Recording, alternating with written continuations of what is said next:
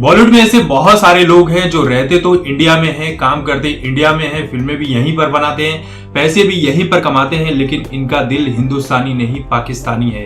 पाकिस्तान के लिए इनका इतना अटूट प्रेम है कि आप समझ ही नहीं सकते कि ये रहते और खाते तो इंडिया में है, लेकिन गाते और बजाते पाकिस्तान की है।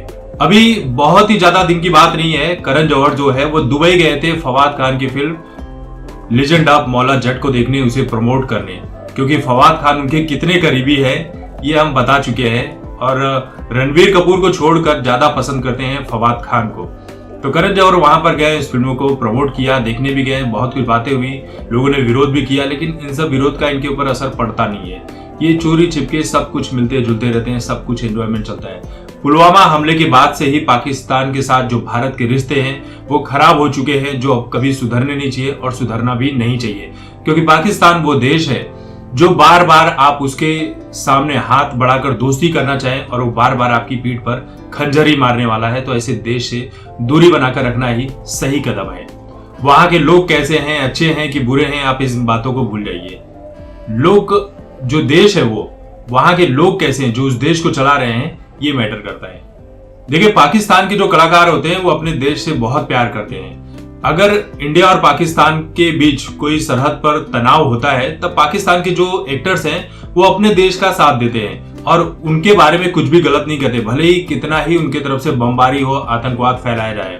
पुलवामा के टाइम पर भी उन्होंने अपने देश का ही साथ दिया था, लेकिन हमारे देश के जो लोग हैं वो कहते हैं कि कलाकारों का कोई धर्म नहीं होता है, कलाकारों का कोई लिमिट नहीं होता है, कोई सरहद नहीं होती है, कोई देश नहीं होता है। ये उनकी तारीफ करते हुए नजर आते हैं और उनके बारे में एक शब्द तक नहीं कहते हैं। सोच लीजिए कि इन्हें अपने देश से कितना प्यार है। जब इस तरह का तनाव चलता है तब इंडिया और पाकिस्तान के रिश्ते बिगड़ते ही हैं। फिल्मों में भी जो पाकिस्तान के कलाकार हैं वो किस तरह से छोड़कर अपने देश चले गए, उन्हें यहां से भगा दिया गया।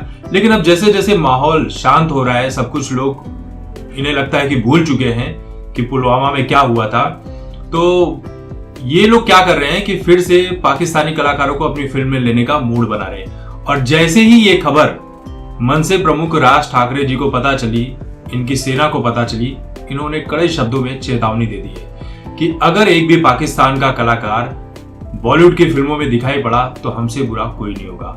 और इस चीज के लिए तो राज ठाकरे जी और उनकी सेना का धन्यवाद करना चाहिए कि जो अपने देश के साथ खड़े हैं और सही मायनों में चेतावनी दे रहे हैं, क्योंकि जो देश का नहीं वो किसी का नहीं हो सकता है। क्योंकि बॉलीवुड का जो दिल है और बॉलीवुड के लोगों का दिल है ये हमेशा पाकिस्तान के लिए धड़कता रहता है, इसमें कोई दो राय नहीं है। लेकिन हमारे देश में भी बहुत सारे ऐसे लोग हैं जो राजनीति में चाहे जो भी करें, कुछ भी करें, लेकिन अगर देश के साथ खड़े हैं तो हम उनके साथ खड़े हैं। और इन चीजों के लिए वाकई में दिल से शुक्रिया अदा करना चाहूंगा राज ठाकरे जी का, जो इस तरह की चेतावनी उन्होंने बॉलीवुड को दी है कि अगर एक भी पाकिस्तान का कलाकार दिखा बॉलीवुड की फिल्मों में तो उनसे बुरा कोई नहीं होगा।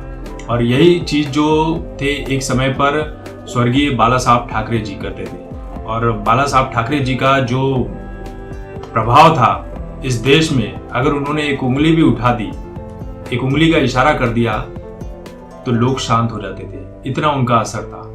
तो ऐसे नेताओं की जरूरत है हमारे देश में।